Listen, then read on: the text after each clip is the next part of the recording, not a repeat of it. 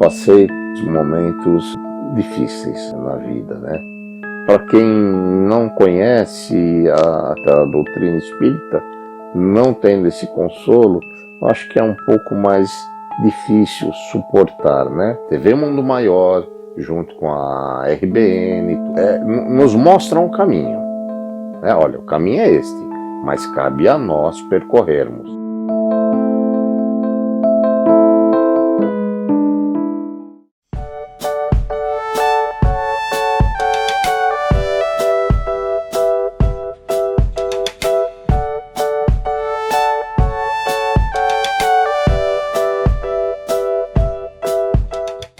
Estamos aqui de volta com o nosso programa Mediunidade Hoje e estamos aqui falando a respeito das obras da codificação do Pentateuco e de algumas obras da Lavra Mediúnica de Chico Xavier que desdobram o Pentateuco, ampliam o Pentateuco kardeciano. Nós falávamos sobre o livro Céu e Inferno e neste livro Justiça Divina de Emmanuel, uma obra preciosíssima, infelizmente conhecida ainda de poucos e estudada por menos pessoas ainda.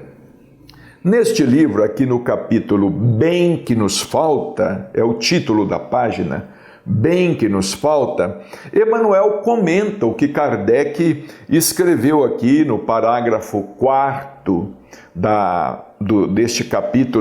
deste capítulo do livro Céu e Inferno, as penas futuras segundo o Espiritismo.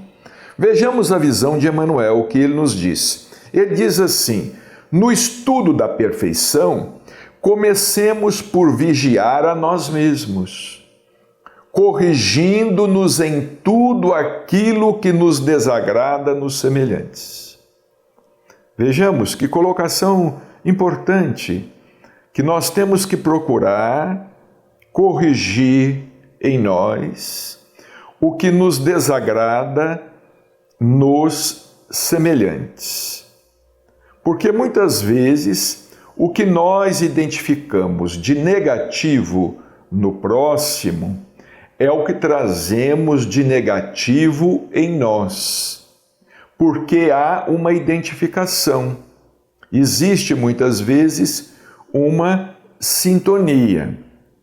Muitos pregam contra o desperdício dos administradores da causa pública e instalam-se entre as paredes domésticas como se devessem atravessar a existência numa carruagem de luxo sobre lixo dourado.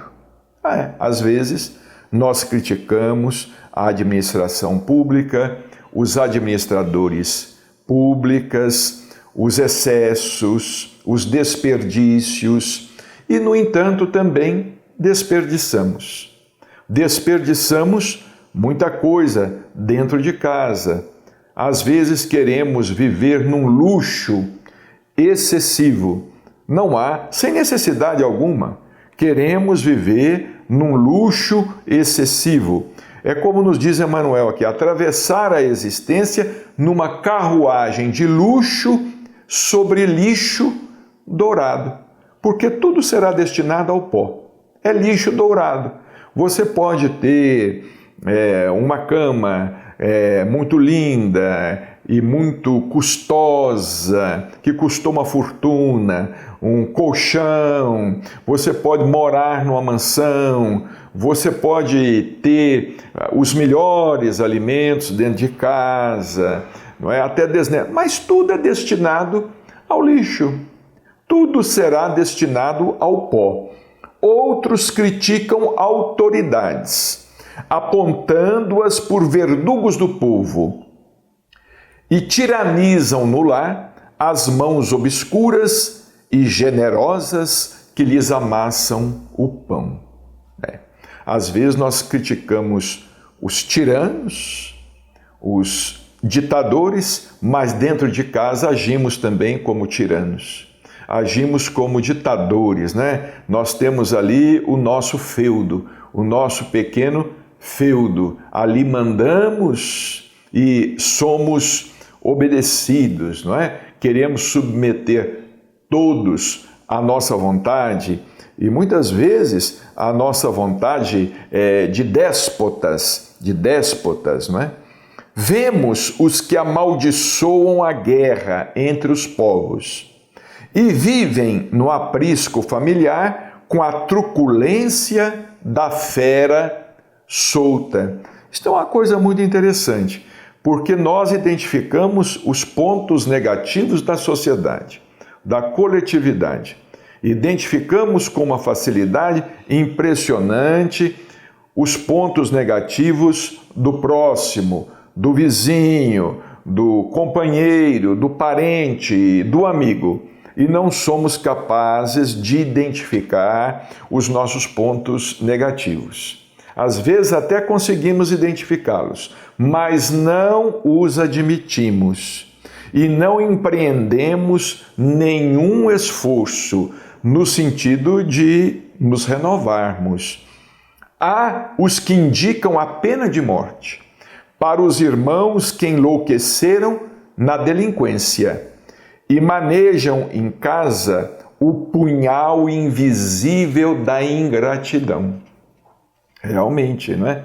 Às vezes, dentro de casa, nós somos assassinos da alegria, da esperança, nós assassinamos a felicidade, os sonhos daqueles que vivem conosco, manejando o punhal da ingratidão. Somos ingratos, muitas vezes, com aqueles que nos criaram, nos ampararam, nos protegeram, nos possibilitaram ser o que somos e de chegar até onde chegamos.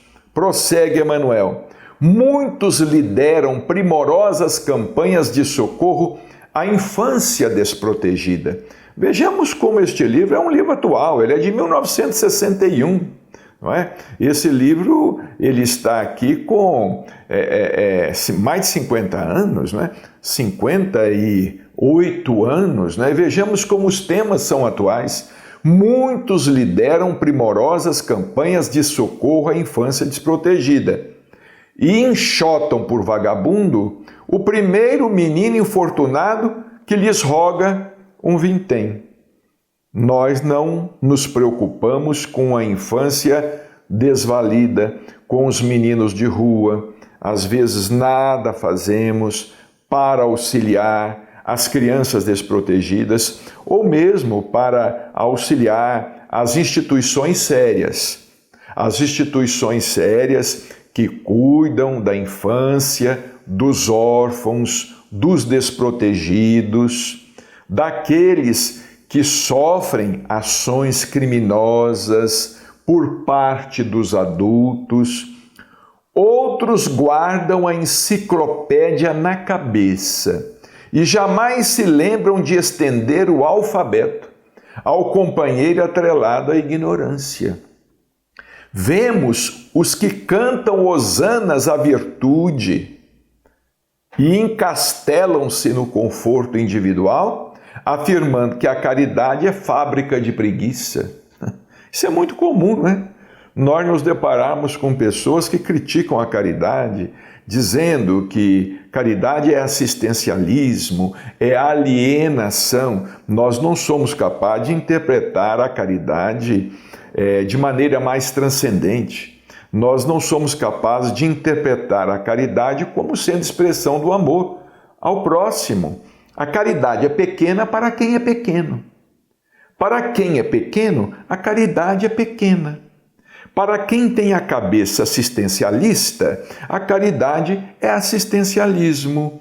Mas o auxílio ao próximo, para quem ama o próximo, ama a vida, ama Deus acima de todas as coisas, a caridade tem um significado que transcende. Não é simplesmente a esmola, a comida, o pedaço de pão, não é incentivar a vadiagem, é socorrer quem está na sarjeta, socorrer quem está morrendo de fome, morrendo por falta de assistência médica, muitas vezes, morrendo por falta de apoio, de conforto moral.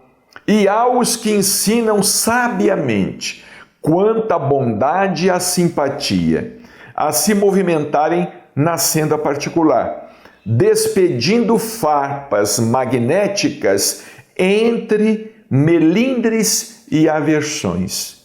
E Emmanuel encerra, vejamos bem, um único parágrafo do livro O Céu e o Inferno ensejou a Emmanuel uma página, as reflexões contidas numa página. Ele encerra dizendo: nestes apontamentos humildes, a ninguém censuramos, de vez que, com evidentes exceções, até ontem éramos todos nós igualmente assim. Hoje, porém, com a doutrina espírita, no comando da fé, sabemos todos que a lei do progresso confere a cada espírito a possibilidade de adquirir o bem que lhe falta, a fim de que a justiça estabeleça o merecimento de cada um na pauta das próprias obras. Ou seja, a lei do progresso nos possibilita, através das vidas sucessivas, através da reencarnação, a lei do progresso nos possibilita adquirir o bem que nos falta. Ou seja, conquistar as virtudes que ainda não possuímos, desenvolver o intelecto, desenvolver a inteligência, enfim, desenvolver as nossas potencialidades, a nossa capacidade íntima como filhos de Deus, como portadores do DNA divino. Nós somos criaturas em vias de realização. Nós estamos caminhando para a plenitude, mas estamos ainda muito distantes de sermos criaturas completas. E no último parágrafo acentua Emmanuel: conjuguemos assim conselho e ação, palavra e conduta, na mesma onda de serviço renovador, compreendendo por fim que o bem que nos falta nem sempre é o bem que ainda não desfrutamos, mas sim o bem dos outros, que em nosso próprio benefício nos cabe fazer.